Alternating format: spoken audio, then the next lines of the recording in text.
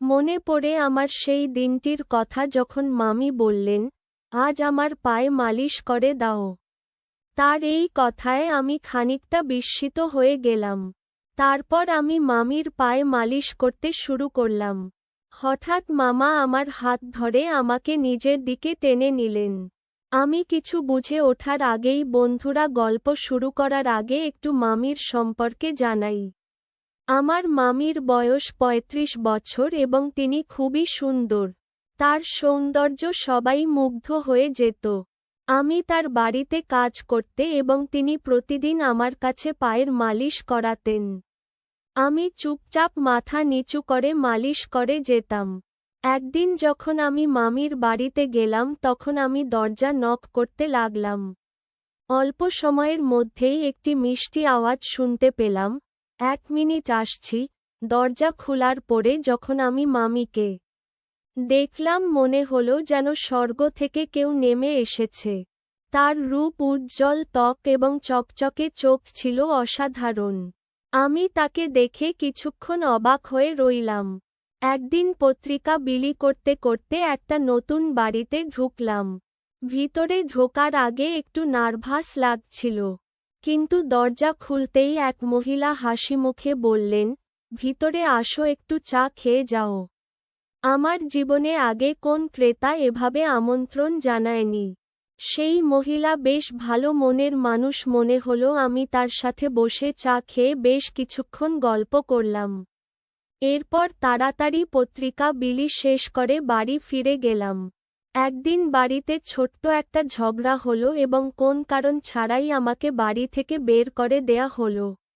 মন খারাপ করে কলেজের দিকে হাঁটছিলাম তখনই ভাগ্যক্রমে সেই মহিলার সাথে দেখা হয়ে গেল। তিনি তার গাড়ি নিয়ে কলেজের দিকে যাচ্ছিলেন। আমাকে দেখতে পেয়ে তিনি গাড়ি থামালেন। সেই মহিলার সাথে আমার আগের কিছুদিন থেকেই পরিচয় ছিল, কারণ তার বাড়িতে আমি পত্রিকা পৌঁছে দিতাম। সেদিন তিনি আমাকে তার গাড়িতে তুললেন এবং এক ক্যাফেতে নিয়ে গেলেন। ক্যাফেতে বসে কথা বলার সময় আমার ফোনে এক বন্ধুর কল এলো। ফোনটি আমার সেই বন্ধুর যার বাড়িতে আগের রাতে আমি থাকার জন্য গিয়েছিলাম। সে রেগে গিয়ে বলল, তোর জন্য বাবা আমার উপর রাগ করেছেন, তাই আর আমার বাড়িতে আসিস না। বন্ধুর এই কথা শুনে খুব খারাপ লাগল। আমার মন তখন ভেঙে পড়েছিল। ভাবছিলাম দিনটা যেভাবেই হোক কাটিয়ে দিতে পারব। কিন্তু রাতে থাকার জন্য তো একটা জায়গা চাই। আমার চিন্তিত মুখ দেখে ওই মহিলা, যাকে আমি মামি বলে ডাকতাম, তিনি জিজ্ঞেস করলেন, কি হয়েছে? তোমার মন এত খারাপ কেন? কোন সমস্যা হয়েছে কি? তার কথাগুলো শুনে মনে হলো আমি আমার কষ্টগুলো শেয়ার করতে পারি। তাই সব কথা তাকে খুলে বললাম। তিনি আমার কথা শুনে মৃদু হেসে বললেন, জানো, আমি অনেকদিন ধরেই একটা সাহায্যকারী খুঁজছিলাম। আমার বাড়িটা বড় আর আমি একা সবকিছু সামলাতে পারি না। তুমি যদি চাও তাহলে এখানে থেকে আমার কাজে সাহায্য করতে পারো। কিছুদিন আগে বাড়ির পুরনো কর্মচারী গ্রামে চলে গিয়েছিল এবং সে আর ফিরে আসতে চাইছিল না। মামি বললেন, আমার এত বড় বাড়ি একা সামলানো সম্ভব নয়। তুমি যদি চাও এখানে থাকতে পারো। থাকার জায়গা, খাবার আর মাসে ১৫,০০০ টাকা সম্মানীয় পাবে। তার কথা শুনে আমি অবাক না হয়ে পারলাম না, কারণ তিনি আমার সব প্রশ্নের উত্তর একসঙ্গে দিয়ে দিলেন। সেই দিন থেকেই আমি তার বাড়িতে কাজ করা শুরু করলাম। থাকার ও খাওয়ার চিন্তা থেকে মুক্তি পাওয়ার পাশাপাশি বাড়ির সমস্ত কাজের দায়িত্ব নিজের কাঁধে নিলাম। এমনকি যে কাজগুলো জানতাম না সেগুলো তিনি ধীরে ধীরে আমাকে শিখিয়ে দিলেন। একদিন দুপুরে আমি নিজের ঘরে বসে বিশ্রাম নিচ্ছিলাম, তখন তিনি আমাকে ডাকলেন, বললেন, আমার পায়ে ব্যথা হয়েছে, একটু তেল মালিশ করে দাও। বাড়ির অন্য কাজের পাশাপাশি এমন কিছু করতে হবে তা ভাবিনি। তবে তিনি যা বলতেন তা না করার কোন উপায় ছিল না। প্রায় ১ মাস ধরে তার বাড়িতে কাজ করছিলাম। এই সময়ে কেউ তার স্বামী বা পরিবারের অন্য কোন সদস্যকে দেখেনি। একদিন কথায় কথায় জানতে চাইলাম, আপনি এত বড় বাড়িতে একা থাকেন কেন? উত্তরে তিনি বললেন, আমার স্বামী বিদেশে থাকেন, খুব কম সময় এখানে থাকেন। তবে প্রতি মাসে খরচের জন্য টাকা পাঠান। মামি দেখতে বেশ আকর্ষণীয় ছিলেন, তার বয়স আনুমানিক ৩৫ হবে। যখন তার পায়ে মালিশ করছিলাম হঠাৎ তিনি আমার হাত ধরলেন।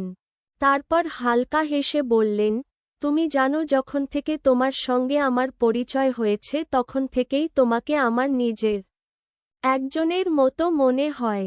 গত কয়েকদিন ধরে আমি লক্ষ্য করছিলাম মামি আমার প্রতি কিছুটা আলাদা আচরণ করছেন। একদিন তিনি হালকা হাসি দিয়ে বললেন, তোমার সাথে সময় কাটাতে আমার খুব ভালো লাগে, মনে হয় তুমি আমার পরিবারের কেউ। আমি কিছু বললাম না, শুধু চুপচাপ মাথা নেড়ে সম্মতি জানালাম। সেদিন রাতে তার সঙ্গে ডিনার শেষ করে নিজের ঘরে চলে এলাম। গভীর রাতে আচমকা দরজা খোলার শব্দে ঘুম ভেঙে গেল। ভাবলাম হয়তো কোন চোর ঢুকেছে। বাইরে গিয়ে দেখি একজন অদ্ভুত পোশাক পরা লোক দাঁড়িয়ে আছে আর মামা তার সাথে কথা বলছেন। লোকটি চলে গেলে আমি জিজ্ঞেস করলাম, কে ছিলেন উনি? মামি হাসি দিয়ে বললেন, ও আমার দূরের এক আত্মীয়, মাঝে মাঝে আসে টাকা চাইতে, আজও তাই এসেছিল। কথাটা শুনে কিছু না বলে আমি ঘরে চলে যাচ্ছিলাম, তখনই তিনি বললেন, তুমি তো জেগেই আছো, তাই একটা কাজ করে দাও, আমার পায়ে একটু তেল মালিশ করে দাও, কারণ আমার পা আজ কেন জানি অনেক ব্যথা করছে। আমি কোন আপত্তি করলাম না, কারণ তার দয়ায় আমি এতদিন মাথা গোজার ঠাঁই পেয়েছিলাম। ধীরে ধীরে তার কথা মতো পায়ে তেল মালিশ করতে লাগলাম। তবে কাজের সময়ে তিনি কিছুটা অস্বস্তিকর আচরণ করতে শুরু করলেন। আমি নিজের আবেগ নিয়ন্ত্রণ করলাম, কারণ চাকরি হারানোর ভয় ছিল। সেই রাতটি আমার জন্য খুব কঠিন ছিল। পরের দিনও তিনি কাজে সাহায্য করতে বললেন, আমি কলেজে যেতে পারলাম না। একদিন দুপুরে আমি নিজের ঘরে বসে বিভিন্ন বিষয়ে ভাবছিলাম। তখন হঠাৎ মামি আমার ঘরে এলেন, তার হাতে একটা বড় বক্স খুলে তিনি একটি ট্যাবলেট ফোন বের করে বললেন, তোমার পড়াশোনার জন্য এটা এনেছি। মাঝে মাঝে তুমি কলেজে যেতে পারো না, তাই ঘরে বসেই পড়ার কাজ করতে পারবে। তিনি আমাকে ট্যাব ব্যবহারের উপায় বোঝাতে লাগলেন। কিছুক্ষণ পর তিনি ট্যাবে বিভিন্ন ছবি দেখতে শুরু করলেন। ছবি দেখানোর সময় তিনি মজার কিছু ছবি দেখালেন। আমি খুব একটা কিছু ভাবিনি, কারণ এগুলো সাধারণ কথোপকথন মনে হচ্ছিল। তারপর হঠাৎ তিনি বললেন, এই পোশাকগুলো কেমন লাগে? আমি এগুলো কিনেছি, আমার উপর কেমন মানাবে বলে মনে হয়? আমি মৃদু হেসে বললাম, আপনি নিশ্চয়ই দারুণ দেখাবেন। তিনি খুশি হয়ে বললেন, তাহলে একটু পরেই পরি। কিছুক্ষণ পর তিনি ঘর থেকে বেরিয়ে এলেন নতুন পোশাক পরে। তিনি আমাকে জিজ্ঞেস করলেন, কেমন লাগছে? আমি হালকা হাসি দিয়ে বললাম, খুব সুন্দর লাগছে। তবে আমি চোখ নামিয়ে রাখলাম, কারণ নিজের আবেগ নিয়ন্ত্রণ করাই সঠিক মনে করলাম। এরপর তিনি আয়নার সামনে দাঁড়িয়ে নিজের পোশাক ঠিক করতে লাগলেন। তার আত্মবিশ্বাস আর নতুন পোশাকের রূপ একদম আলাদা লেগেছিল। আমি ভেতরে ভেতরে খুবই অস্বস্তি বোধ করছিলাম। একদিকে নিজের অনুভূতিগুলো নিয়ন্ত্রণ করার চেষ্টা, আর অন্যদিকে চাকরি হারানোর ভয় বাড়ি থেকে বের করে দেওয়ার পর এখানেই আমার থাকার সব ব্যবস্থা হয়েছে, তাই এখানে থাকাটাই ছিল আমার জন্য গুরুত্বপূর্ণ। হঠাৎ করে মামা আমাকে জিজ্ঞেস করলেন, তোমার কাছে আমি কেমন লাগছি? আমি কিছুটা নার্ভাস হয়ে বললাম, আপনি খুবই সুন্দর লাগছেন, এই রূপ আপনার স্বামীকে দেখানো উচিত। দেখবেন তিনি বিদেশ থেকে দৌড়ে চলে আসবেন। তিনি আমার কথায় মৃদু হেসে বসলেন। তবে একটু পর মুখ গোমড়া করে বিছানায় বসে পড়লেন। কিছুক্ষণ পর তিনি বললেন, আমার স্বামীকে ভিডিও কলে এই সাজ দেখালেও কোন লাভ নেই, তার কাছে তার কাজই সব। আমি শান্তভাবে বললাম, আপনি খুবই আকর্ষণীয় একজন মানুষ, তবে আপনার স্বামী হয়তো কাজ নিয়ে বেশি ব্যস্ত। তিনি মৃদু হাসি দিয়ে বললেন, আমার বয়স এখন ৩৫, তবুও তিনি কখনো পরিবার নিয়ে ভাবেননি। আমি এখন একাই জীবনযাপন অভ্যস্ত, তবে মাঝে মাঝে মনে হয় জীবনে একজন সঙ্গীর প্রয়োজন যে আমাকে ভালোবাসা এবং আনন্দ দিতে পারবে। তার কথাগুলো শোনার পর আমি আর কোন কথা বললাম না, মনে হলো তিনি তার মনের কষ্টগুলো ভাগ করে নিচ্ছেন। মামি মৃদু কণ্ঠে বললেন, যদি আমার স্বামী আমাকে সত্যিই বুঝতেন তবে আজ এই দিন দেখতে হতো না। আমি কাউকে সমর্থনের জন্য এভাবে অপেক্ষা করতাম না।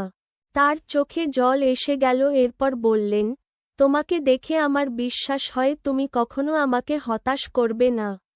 আমি বুঝতে পারছিলাম তিনি হয়তো ধীরে ধীরে নিজের একাকিত্বের কথা শেয়ার করছেন। তিনি সামনের চেয়ারে আধো পোশাকে বসে রইলেন। আমি অস্বস্তি বোধ করছিলাম এবং নিজেকে সামলাতে সেই ঘর থেকে বেরিয়ে এলাম। বুঝতে পারছিলাম সেখানে থাকলে নিজের উপর নিয়ন্ত্রণ রাখা কঠিন হয়ে যাবে। রাতে রান্নাঘরে যখন আমি রাতের খাবার প্রস্তুত করছিলাম তখন হঠাৎ তিনি রান্নাঘরে এলেন। আমি গরম দুধ আগে থেকেই তৈরি করে রেখেছিলাম, তিনি দুধের পাত্রটি তুলে নিচে রাখছিলেন। কিন্তু অসাবধানতাবশত সেই গরম দুধ আমার পায়ের উপর পড়ে গেল। পা জ্বলে যাওয়ায় আমি যন্ত্রণায় চিৎকার করতে লাগলাম। মামা দ্রুত আমাকে তার ঘরে নিয়ে গেলেন এবং কুলিং ক্রিম দিয়ে আমার পায়ে মালিশ করতে শুরু করলেন। আমি ততক্ষণে সাধারণ প্যান্ট পরা অবস্থায় তার সামনে শুয়েছিলাম, কিন্তু আমার সমস্ত মনোযোগ ছিল পায়ের ব্যথার উপর। পায়ের ব্যথায় অনেক কষ্ট পাচ্ছিলাম। তিনি অনুশোচনায় ভেঙে পড়ে বললেন, তোমার এমন কষ্টের জন্য আমি দায়ী। আমি আসলেই ভুল করেছি, নিজেকে ক্ষমা করতে পারছি না। তার কথাগুলো শুনে আমি তাকে শান্ত করার চেষ্টা করলাম, কারণ তার চোখে অনুশোচনা স্পষ্ট ছিল। মামা হঠাৎ নিজেকে দোষারোপ করতে লাগলেন এবং নিজের হাত দিয়ে নিজের গালে চড় মারতে শুরু করলেন। এই দৃশ্য দেখে আমি হতবাক হয়ে গেলাম। তখন আমি তার হাত ধরে থামালাম এবং বললাম, আপনার কোন দোষ নেই, যা হওয়ার ছিল তা হয়ে গেছে। আমরা অতীত বদলাতে পারব না, এখন নিজেকে দোষ দেওয়া বন্ধ করুন। তার চোখ দিয়ে জল গড়িয়ে পড়ছিল। আমি এগিয়ে গিয়ে তার চোখের জল মুছে দিলাম। কিন্তু হঠাৎ তিনি আমার আহত পায়ে হাত রাখলেন আর আমার মুখ দিয়ে যন্ত্রণার শব্দ বেরিয়ে গেল। তিনি সঙ্গে সঙ্গে সরে গেলেন। আমি একজন ২০ বছরের তরুণ আর তিনি ৩৫ বছরের একজন পরিপক্ক নারী। এমন পরিস্থিতি আমি কল্পনাও করিনি। রাতে তিনি আমার জন্য দুধ নিয়ে এলেন এবং আবারও আমার পায়ে ক্রিম লাগালেন। আমার পা খুবই ব্যথা করছিল। দুধ খাওয়ার কিছুক্ষণ পর আমি ঘুমিয়ে পড়লাম, কিন্তু তিনি আমার পায়ের কাছে বসে অনেকক্ষণ ধরে আমার যত্ন নিচ্ছিলেন। পরবর্তী কয়েকদিনে তার যত্নের জন্যই আমার পা দ্রুত সেরে উঠল। যখন আমি পুরোপুরি সুস্থ হলাম তখন তিনি আমাকে আরও ভালো করে দেখভাল করতে শুরু করলেন। প্রতি রাতে তিনি দুধ খাওয়ার ব্যবস্থা করতেন এবং সবসময় আমার ভালো থাকার জন্য চিন্তিত থাকতেন। একদিন সন্ধ্যায় তিনি আমাকে তার ঘরে ডাকলেন। আমি ঘরে ঢুকে দেখলাম তিনি শুধু একটি তোয়ালে জড়িয়ে আছেন। এই দৃশ্য দেখে আমি খানিকটা অস্বস্তিতে পড়েছিলাম, কারণ আমি তাকে অনেক সম্মান করতাম, তিনি আমার আশ্রয়দাতা। তিনি তার বিছানার উপর রাখা শাড়িগুলোর দিকে ইঙ্গিত করে বললেন, আজ আমি তোমার পছন্দের একটি শাড়ি পরব, একটু বাইরে যেতে চাই। তাই তুমি যেটা বলবে সেটাই পরব। শাড়িগুলোর মধ্যে থেকে একটি বেছে দিয়ে বললাম, এটি আপনার জন্য একদম মানানসই হবে। মামার আচরণ খুবই আলাদা ছিল, মনে হচ্ছিল তিনি হয়তো প্রথমবার সাদা সালোয়ার কামিজ পরবেন। সারাদিন আমাকে সাহায্যের জন্য ডেকে চলেছেন। আমি তার সাজগোজে সাহায্য করছিলাম আর তাকে আরও সুন্দর লাগানোর জন্য তিনি আমার পরামর্শ নিচ্ছিলেন। যখন তিনি সেজে উঠলেন তখন আমাকে জিজ্ঞাসা করলেন, কেমন লাগছে? আমি বললাম, আপনাকে সবসময় সুন্দর লাগে, আজও অসাধারণ দেখাচ্ছে। এই কথা শুনে তিনি আনন্দে আমাকে জড়িয়ে ধরলেন। তারপর তিনি তার ফোন বের করে আমাদের দুজনের কয়েকটি ছবি তুলে নিলেন। আমি কিছুটা অবাক হয়ে ভাবছিলাম, মাম হঠাৎ এসব কেন করছেন? তখন আমি তাকে বললাম, মাম আমি মাত্র 20 বছর বয়সী, আপনি আমার সঙ্গে যা করছেন তা নিয়ে একটু ভাবা উচিত। এই কথা শুনে মামা কিছুটা রেগে গেলেন এবং বললেন, তুমি এত কথা কেন বলছ? আজকের দিনটি আমার জন্য খুবই গুরুত্বপূর্ণ কারণ আজ আমার জন্মদিন। আমি চেয়েছি এই দিনটি তোমার সঙ্গে উদযাপন করব। এখন আর কোন প্রশ্ন করবে না? এরপর তিনি আমাকে নিয়ে তার ঘরে গেলেন। ঘরে গিয়ে তিনি মিউজিক চালালেন এবং আমাকে তার সঙ্গে নাচতে বললেন। নাচের সময় হঠাৎ আমার পা ফসকে গেল এবং আমি মেঝেতে পড়ে গেলাম। আমার হাতেও ব্যথা পেলাম। তিনি আমাকে তৎক্ষণাৎ বিছানায় শুইয়ে দিয়ে আমার হাতে মালিশ শুরু করলেন। কিন্তু মালিশ করতে করতে তার আচরণ কিছুটা অদ্ভুত হতে লাগল। আমি পরিস্থিতি বুঝে নীরব থাকলাম এবং তার সাহায্য নিতে থাকলাম। কিছুক্ষণ পর আমি চোখ বন্ধ করলাম কিন্তু ঘুম আসছিল না। তখন হঠাৎ দেখি মামা একটি গ্লাসে দুধ নিয়ে ঘরে ঢুকলেন। তিনি গ্লাসটি নিজের হাতে ধরে আমাকে খাওয়ালেন। রাতে মামা আমার পায়ের ব্যান্ডেজ খুলে দেখলেন। তিনি জানতে চেয়েছিলেন যে আমার পায়ের জখম কতটা ভালো হয়েছে। পায়ে হাত বুলিয়ে বললেন, এখন তোমার পা আগের চেয়ে ভালো আছে, তবে পুরোপুরি সেরে উঠতে আরও কিছুটা সময় লাগবে। তিনি স্নেহভরে আমার হাত এবং পায়ে হাত বুলাচ্ছিলেন। তার এই আচরণে আমি কিছুটা অপ্রস্তুত বোধ করছিলাম। আমি বুঝতে পারছি আপনি আপনার গল্পের বিভিন্ন অংশকে আরও সুস্পষ্ট ও সহজে পড়ার জন্য সাজাতে চাইছেন। এই অংশটিতে কিছু কমা যোগ করা হলো যাতে এটি আরও পরিষ্কার এবং পড়তে সুবিধা হয়। পরের দিন সকালে যখন ঘুম থেকে উঠলাম তখন নিজেকে মামির ঘরের বিছানায় দেখতে পেলাম। আমি স্নান করার জন্য বাথরুমে গেলাম এবং আয়নাতে নিজের গলা ও মুখে কিছু অদ্ভুত দাগ দেখতে পেলাম। আমি ভাবতে লাগলাম এটি কিভাবে হলো? হয়তো আমার অসাবধানতার জন্য এমন হয়েছে। এরপর থেকে মামি প্রায়ই আমাকে তার ঘরে ডেকে নিয়ে যেতেন। তিনি আমাকে নানান বিষয়ে পরামর্শ দিতেন, কখনো গল্প করতেন, আবার কখনো মজার হিন্দি মুভি দেখাতেন। মাঝে মাঝে রাতে আমার জন্য গরম দুধ নিয়ে আসতেন এবং স্নেহভরে খাওয়াতেন। তিনি আমার পরিবারের লোকদের মতো আমার অনেক যত্ন নিতেন। আর এখন তো আমার সেই পরিবারও আমার খোঁজ নেয় না, তাই এখন মামি আমার কাছেই সব। আমি গত 2 মাস ধরে বাড়ি থেকে দূরে আছি, আমার পরিবার আমাকে খোঁজেনি, এটা ভেবে মন খারাপ হচ্ছিল। তবে মামি আমাকে যত্ন করেছেন যা আমার মনে শান্তি দিয়েছে। একদিন মামি আমাকে তার পুরনো ফটো অ্যালবাম দেখালেন, সেই তার জীবনের অনেক স্মৃতি ছিল। তিনি বললেন, জীবনের সবসময় দুঃখ থাকলেও এগিয়ে যেতে হয়। তার এই কথাগুলো আমাকে অনুপ্রাণিত করল। সেই দিন থেকে আমি নিজেকে নতুনভাবে গুছিয়ে নেওয়ার সিদ্ধান্ত নিলাম। মামি আমার পাশে ছিলেন এবং তার স্নেহ ও যত্ন আমাকে নতুন পথ খুঁজে পেতে সাহায্য করল। রাত গভীর হয়ে গিয়েছিল। আমি আমার হাতের ব্যথা নিয়ে প্রতিদিনের মতো পাশের ঘরে গেলাম। ঘরে ঢুকেই চোখ পড়ল একটি ছোট আকর্ষণীয় পোশাকের উপর। আমি বললাম, তুমি যদি এই পোশাকটি পরো তাহলে খুব সুন্দর লাগবে। সে আমার কথা শুনে হালকা হাসল এবং কয়েক মুহূর্ত পরে সেই পোশাকটি পরে আমার সামনে এলো। তাকে দেখে একেবারে মোহিত হয়ে গেলাম। এরপর সে প্রতিদিনের মতো দুধের গ্লাস নিয়ে আমার সামনে এলো। আমি গ্লাসটি হাতে নিয়ে পান করলাম কারণ আমি অসুস্থতার কারণে দিন দিন দুর্বল হয়ে যাচ্ছিলাম। তাই মামি আমার বিশেষ দেখভাল করছিল। আমার শরীর ক্লান্ত থাকায় কিছুক্ষণ পর ঘুম এসে গেল। হঠাৎ ঘুম ভেঙে অনুভব করলাম কেউ যেন আমার খুব কাছে। চোখ মেলতেই দেখি আমি তার পাশে শুয়ে আছি। আমি চুপচাপ ছিলাম কারণ সেই মুহূর্তে কিছু বলার মতো অবস্থায় ছিলাম না। চারপাশে এক অদ্ভুত নীরবতা। কিছুক্ষণ পরে আবার ঘুমিয়ে পড়লাম। ভোরবেলা ঘুম ভাঙতেই বুঝতে পারলাম আমার হাত আর পা ঠিক নেই। আমার হাত প্লাস্টারে বাঁধা, একটি চোখে ব্যান্ডেজ।